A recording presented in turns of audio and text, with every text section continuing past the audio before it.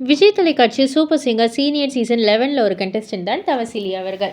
இவங்களுடைய பாடல் நிறைய பேருக்கு பிடிக்கும். இவங்களுக்கான ரசிகர்கள் கூட்டமும் ஏகப்பட்ட பேர் அப்படின்னே சொல்லலாம். இவங்க சமீபத்தில் இன்டர்வியூவில் ஒரு விஷயத்தை பகிர்ந்துக்கிட்டாங்க. அதாவது அவங்க அப்பா அம்மாவை பற்றி தான் பேசியிருந்தாங்க. அவங்க அப்பா எந்த அளவுக்கு சப்போர்ட்டோ அதை விட 200% அவங்க அம்மா சப்போர்ட்டாக இருந்திருக்காங்க அப்படின்ற விஷயத்தை தான் பகிர்ந்திருக்காங்க. அதாவது சூப்பர் சிங்கர்ஸ் நிகழ்ச்சிக்கு நான் இப்போ வரல, சின்ன வயசுலேருந்தே நான் ஆடிஷனுக்கு நான் வந்துக்கிட்டு தான் இருக்கேன். நான் வராத சீசனே கிடையாது. அந்த அளவுக்கு எல்லா ஆடிஷனையும் நான் கலந்துருக்கேன். பட் ஆனால் செலக்ட் ஆனதில்ல. இந்த சீனியர் சீசன் 11ல் தான் நான் செலக்ட் ஆனேன். ஆடிஷனில் செலக்ட் ஆனேன்.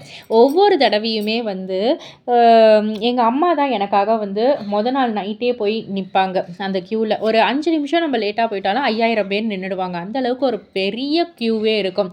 அண்ட் அது மட்டும் இல்லை, அவங்களெல்லாம் பார்த்தாலே நமக்கு ஒரு மாதிரி பயம் வந்துடும். ஏன்னா அவ்வளோ டேலண்ட்ஸாக இருப்பாங்க. இவங்க முன்னெல்லாம் நம்ம வரமாட்டோம், வருவோமா அப்படின்ற ஒரு இதுதான் இருக்கும். அதனால் ஒரு ஹோப்பே இருக்காது. நம்ம ஒரு 10 பேருக்குள்ளே போய் நின்னோன்னா சீக்கிரம் பாடி முடிச்சுட்டு அடுத்த வேலையை பார்க்கலாம்ல. ஏன்னா கிடைக்குது கிடைக்கல அதெல்லாம் அப்பாற்பட்டது. ஏன்னா அந்த அளவுக்கு ஒரு ஹோப் இருக்காது அவ்வளோ கூட்டத்தை பார்க்கக்குள்ள. அதனால் இருந்தாலும் ஒவ்வொரு ஆடிஷன்லேயும் ஒவ்வொரு சீசனுடைய ஆடிஷன்லேயும் எங்கள் அம்மா என்னை கூப்பிட்டு வந்திருக்காங்க. நான் போய் நின்று இருக்கேன், நான் பாடியிருக்கேன். எங்கள் அம்மா நின்று இருக்காங்க. காலையில் நான் கரெக்டாக அந்த டைமுக்கு போயிட்டு நான் போய் பாடிட்டு வந்திருக்கேன். ஏன்னா நைட்லாம் நாங்கள் நின்னேன்னா என்னுடைய குரலில் ஏதாவது சேஞ்சஸ் தெரியுமேன்னு சொல்லிட்டு அந்த ஒரு விஷயத்தை கூட கவனிச்சிருக்காங்க என் அம்மா.